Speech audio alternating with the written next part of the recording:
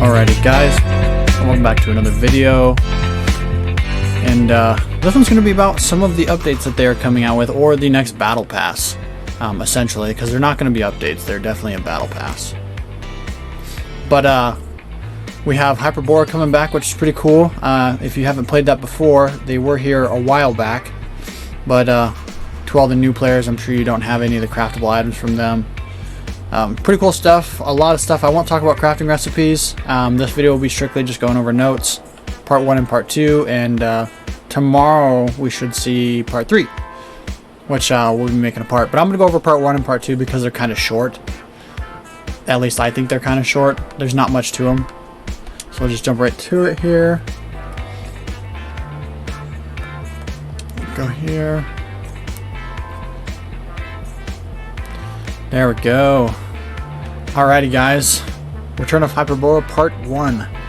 Pretty exciting. So, I mean, the new battle passes are always exciting. See what kind of weapons they bring, legendaries.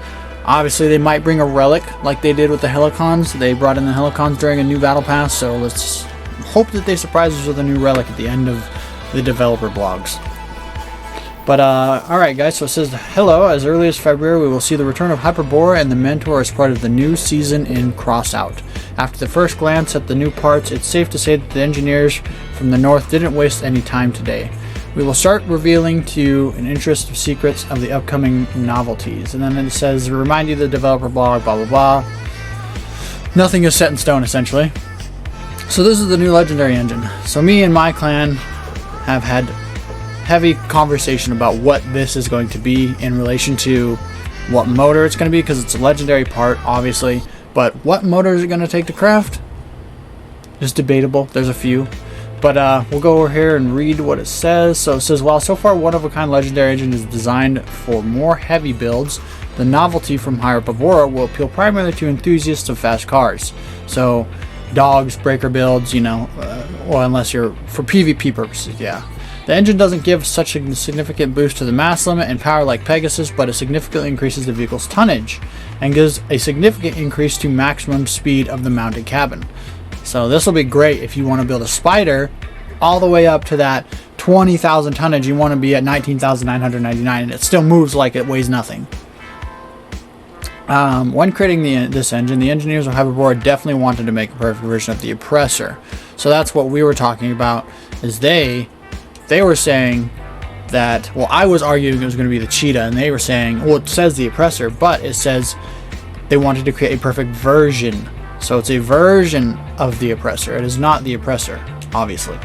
But anyway, how successfully were they? The final verdict will be upon you and the survivors. But its perk already sounds promising. While the epic oppressor only boosts the rotation of weapons, the new engine will increase the accuracy of weapons and their damage resistance depending on the current speed of those who can reach the speed of 110 kilometers will receive the biggest bonus. So basically, dog teams moving at crazy speeds are going to have insane weapon bonuses.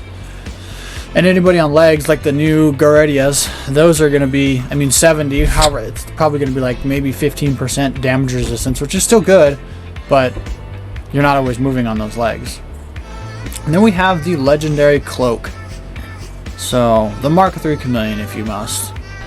But what this is this says, the realities of battles and valley leave their mark on the northerns as well. The never-ending ambushes of raiders attacking out of nowhere.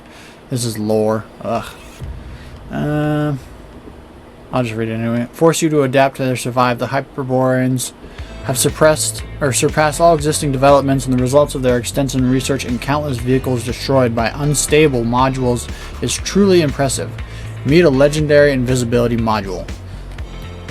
Mark III Chameleon. As we all know, the familiar chameleons allow us to hide from enemies' eyes for a very limited amount of time. There are many cases when you lack literally a couple of seconds to take out the most advantageous positions for an attack, or to get to that coveted cover. With the new module, you will have the opportunity to independently control its operation, which is really cool. Going to be great for peekaboo builds. Just imagine, need to hide for just 1 second from homing missiles flying in your direction, no problem. Activate the module, evade the rockets, disable the invisibility mode, and move on. After a few seconds, the module will be ready to use again. Enemies have spotted you from afar nearby. Okay, this is just more description, but anyway, enemies have spotted you from afar and there's no covers nearby. With a regular command, it will be quite difficult to hide and get them unnoticed due to the module's short active time. With the new module, you will have as much as 30 seconds, which you can use as you wish and get to the right opposite side of the location without any problems. Says that's right, the module will have a limited resource of operation which will be spent as long as the effect is active. The dreams of infinite invisibility are still dreams after the death of another brave man who dared to test the limitation of the module. The Hyperboreans decided to make a compromise. And yet this resource can be increased at the cost and safety and the delight of your opponents, who like to target explosive modules, but we'll talk about the next vlogs. We also have to discuss weapons that can literally make you feel cold of the vast northern lands. So we're talking about ice weapons. And then we'll jump over here to part 2.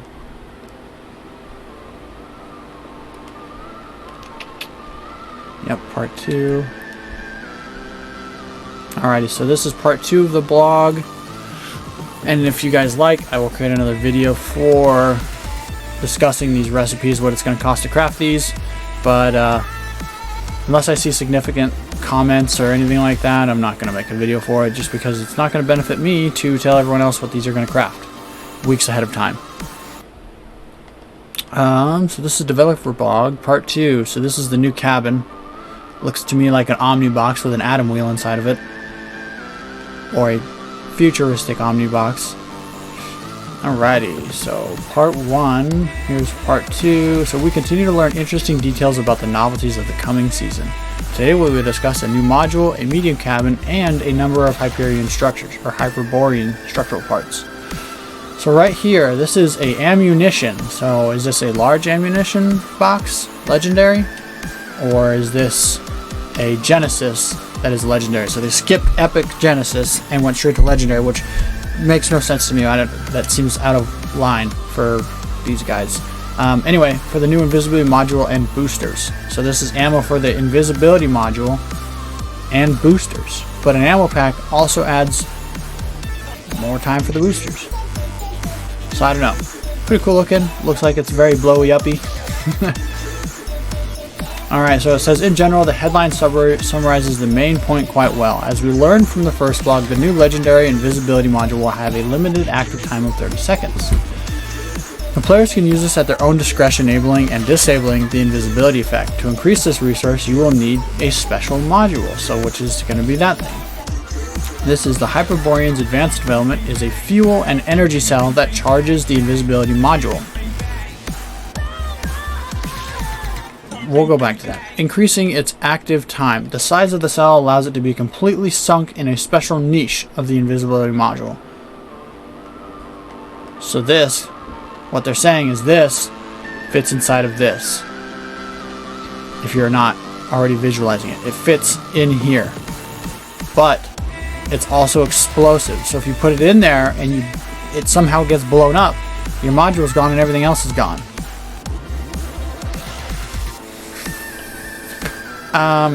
Few questions. Development is a fuel energy cell that charges the invisibility module, increases in active time. The size of the cell allows it to completely be sunk into the niche of the invisibility module. So question here is, can you have multiple of these? Say, do these each add like 10 seconds, 15 seconds?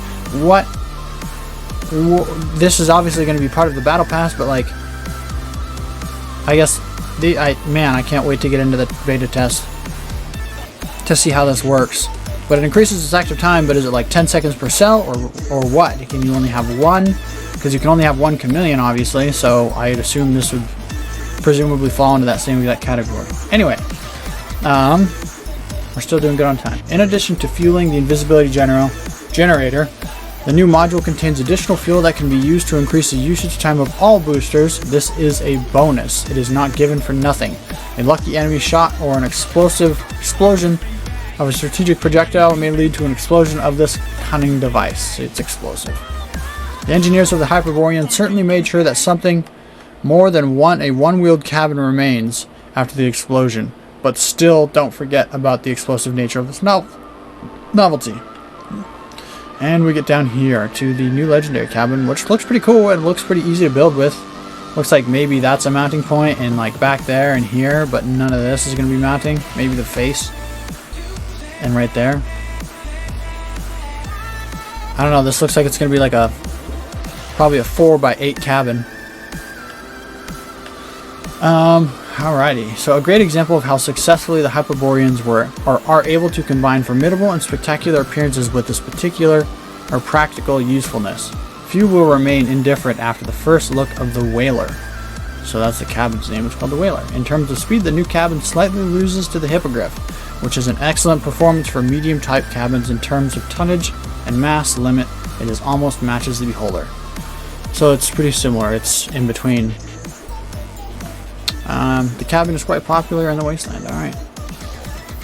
And it says, as for its perk, the vehicle with the cabin definitely shouldn't be afraid to get in the middle of combat, because that is the essence of this cabin's unique mechanics. The cabin absorbs a part of impulses from projectiles hitting the armored vehicle, Adam, nearby explosions, as well as from the recoil of its own weapons, and converts them into a charge. A fully accumulated charge can be activated, which will significantly increase the damage of your projectiles, their speed, their impulse on hit. So this is like, you guys ever seen Black Panther, like the Marvel movie? I'm sure you have. He's got that real advanced suit that like everything beats on him, and then like he can use that energy to just like stored energy to just throw it all away. That's exactly what this is like, but it's a cabin. Also, interestingly enough, this thing just screams Atom Wheels and all that stuff. Anyway, an armored car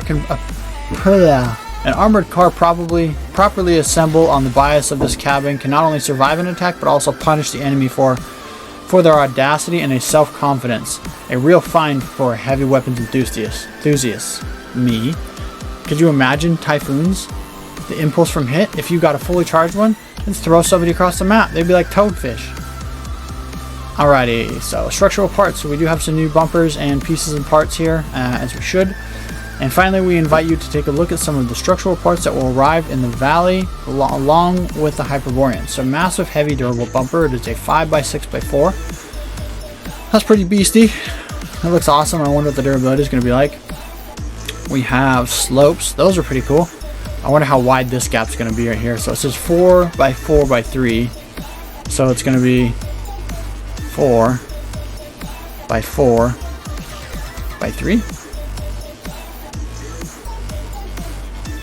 So this gap should be like, I don't know, 1? No, because then that would be, yeah, I don't know.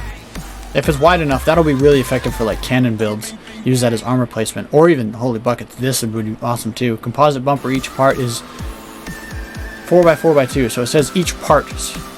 So you're going to get multiple of these. Is that the same with this one? Potentially. Alrighty guys, so it says see you in the final part of these dev vlogs. It will be entirely devoted to the new weapons of the Northerns and remaining structural parts. There will definitely be something to be excited about. 3 different weapons for different playing styles. So they're telling us we're going to have 3 new different weapons, and they are going to be ice. Not all of them, but it did say in the first dev vlog there is new chilling weapons. So already safe to assume that we're going to be seeing a new, obviously not like incense or like fire, but it's going to be a new elemental type weapon, which I don't know how that's going to work, but we will see. Hopefully it's like I don't even know. I'm not even going to say it. I think that's it for Crossout News. If we go over here, we got the new pay-to-win Grip of the Ice event. And then cross-platform will be in a different video. 50%. Yeah, so that's kind of everything so far, guys. Tomorrow there will be some more news. And I'll be quick to jump on that. I know I'm a little late with this one, but that's, you know, it's whatever. If you like the videos, you watch the video. So if you don't, then you can go watch somebody else's video. Anyways, guys, that's going to be it, and I will see you guys all in the next video. Oh, I thought my mic was muted.